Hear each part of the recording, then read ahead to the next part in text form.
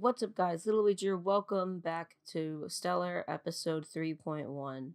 We're down to 10 contestants left, 3 are already eliminated, and the topic was restaurant for this round, so keep that in mind. So I'm changing the voting system again so that stuff doesn't get in my likely spam folder. So how you're gonna vote is the same ranking system, but without the dashes and the numbers. It's just gonna be A, B, C, D, E, F, G, H, I, J, all left to right, where on the left would be the best and on the right would be the worst. So if you had A, B, C, D, E, F, G, H, I, J, A would be first and J would be last and B would be second, C would be third, and so on and so on. And also don't forget to vote this time, contestants, because your vote does actually matter. So if you vote yours the highest, then you have a less likely chance of you being eliminated. It's not like people are gonna hate you if you vote, because contestants are allowed to vote. And also I need votes for more data, please. Okay. The winner last time, I already forgot how to say his name, but Criminal H. Craigsley got a buddy, which basically means he can choose one of the contestants to be his buddy, and then they can see each other's sentences and where that sentence is. So if his was like sentence J and the other one was like sentence A, then they would see where it is and what sentence they did, so they could be cool and stuff.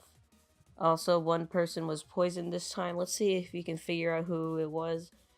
Poison means you have to use 20 words or less, so let's see if you guys can figure that out. Also, this story kind of ended abruptly. Not really, but it kind of ended abruptly. So, contestants, when you're getting closer to the end of the story, don't forget to transition into an ending.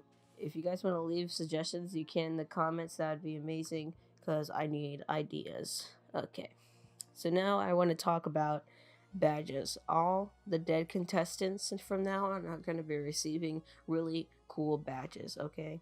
First up to receive a badge is going to be Butter, who got the Forced badge, which basically means he was first in the last round and then died in the next, which is actually what happened. So this is what his badge is going to look like. So yeah, that's Butter's badge. Next up is Luna, who got the the Ouchies badge, which basically means they went through a horrible elimination. Like, if I remember, I think Luna got 6 most hated points, and 6 out of the 8 contestants hated that sentence the most. And this is what it looks like.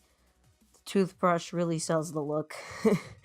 Okay, next dead contestant, it was Magical Miles, who gets the Sleep Time badge for sleeping when he was supposed to give his sentence. So yeah, it's not that great of a badge, but you still get one, and this is what it looks like. Okay, the last thing I need to talk about before we move on to reading sentences is the popularity contest in quotation marks. Basically, I decided I'm gonna count how many times I mention your name in a video, and how many times people mention your name on Discord, being contestants. And this is what I got so far. It's not going to be as accurate, because on Discord, it's only if they mention your name or your nickname, but it's as accurate as I can get. So this is what I have so far. It looks like Cormanil and Luna are tied for the most mentioned, which is kind of accurate, because in Discord, he's called Cornmeal all the time, and it's just weird. And so yeah, his Discord mentioned is really what bring him up. And the least mentioned person is dead person Magical Miles, and the most least mentioned alive person is Brandon and Mafia Boss. So they're technically the underdogs of popularity. I don't know. Anyway, I could finally move on to reading sentences. The waiter came up to me, a large smile on her face, but something was not right. The waiter had a weird look on their face, almost like they knew me somehow. Too shy to ask about it, I turned my attention to the very scrumptious-looking plate of al dente pasta with carbonara sauce. Carbonara sauce. Yum. Hope I pronounced that right. I began stuffing my face on the spot as the waitress kindly told me to have a... Whoops. That sentence got cut off for some reason. Oh no.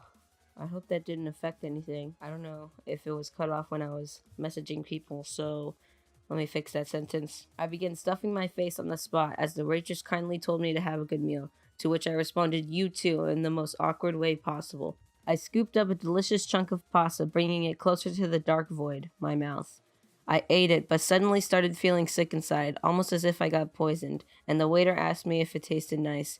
At this point, I know she knew what she put in it. My vision went hazy, and all of a sudden I passed out. The last thing I remember seeing was that waitress smile. I awoke inside a somber dungeon to the voice of the waitress who poisoned me before. "I've had a sex change since we last met, 37, but you know me best as Maddox, the man you were supposed to kill but didn't," she said matter-of-factly. Maddox, the person I have been contracted to kill during World War II, began to walk out of the dungeon as I attempted to look for any possible escape from the chains that bound me to the wall.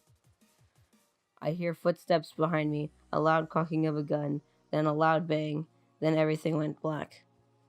So not exactly a happy ending, but that's because they needed to end the story. You guys didn't really transition into a nice ending, so the last person had a hard time.